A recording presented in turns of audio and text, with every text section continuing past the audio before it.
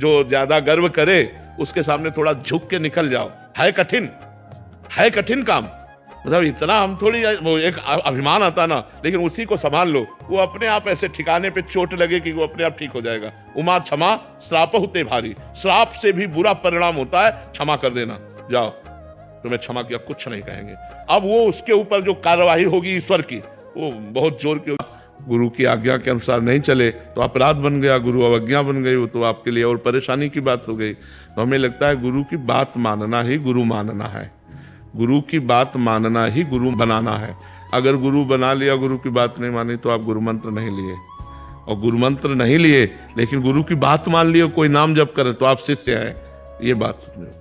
बड़े बड़े सिद्ध महापुरुष समय आने पर शरीर छोड़कर चले गए, तो अब इस ये भय अपना शरीर छूटेगा या अपने प्रियजनों का शरीर छूटेगा, ये तो पक्का है, छूटेगा। जनों से उतना नहीं जितना आपसे। हाँ, गुरु भाव होने पर या संत भाव होने पर या भगवत भाव होने पर ऐसा है, पर शरीर छोड़ना पड़ेगा पक्का। जबरदस्ती काल शरीर को छुड़ा देगा, ये तो पक्की बात है, शरीर तो छूटने वाला है। इस शरीर से आसक्ति नहीं करनी, हमको हमारे वचनों से आसक्ति करनी है। तो वचन तो रहेंगे टेप में, मोबाइल में, ये तो रहेंगे।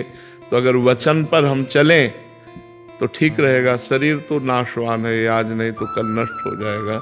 हम भी चाहें तो भी नहीं रोक सकते, आप भी चाहें तो नहीं रोक सकते। आज जो जितना गंदा बोल सके, गंदा चल सके, गंदा आचरण कर सके, समाज उसी के, भाई ये ऐसा। और जो सिधाई से चले ना, तो लोग कंकड़ मारते, सीधे चलने में कंकड़ मारते हैं, उसे छेड़ते हैं, उसको उपहास करते हैं, उसको नीचा दिखाने की कोशिश करते हैं। जो धर्म में चलना चाहता है, जो भक्ति करना चाहता है, उसका उपहास करते हैं लोग। लेकिन सत्य सत्य रहता है। अगर आप घूस लोगे, अधर्म का पैसा लोगे, तो आपका परिवार कभी सुख चैन और शांति से नहीं रह सकता। आपके लड़के, आपके परिवार वाले ही आपको उसका परिणाम दिखा देंगे कि आपने जो कमा के दिया है वो अशांति और दुख का कारण है, अशांति और दुख का कारण है।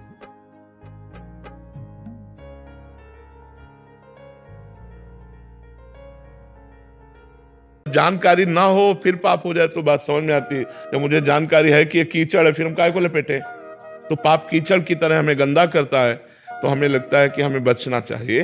प्रभु तो बड़े कृपालु हैं, सर्वपापहारी हैं, वो मंगलकारी हैं, वो तो कृपा करेंगे। लेकिन हम भी जानबूझ करके जहर खाएंगे तो मरेंगे तो है ही। तो हम जानबूझकर पाप ना करें।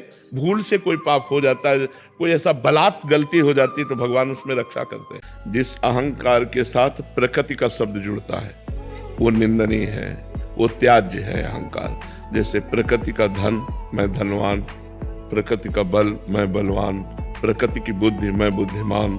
जो मैं शब्द प्रकृति से जुड़ता है वो त्याज्य है, और जो मैं शब्द प्रभु से जुड़ता है, जैसे मैं प्रभु का मित्र, मैं प्रभु का अभिमान है कि मैं दास हूँ प्रभु का, तो जो ये अभिमान है ये ग्रहण करने योग्य है।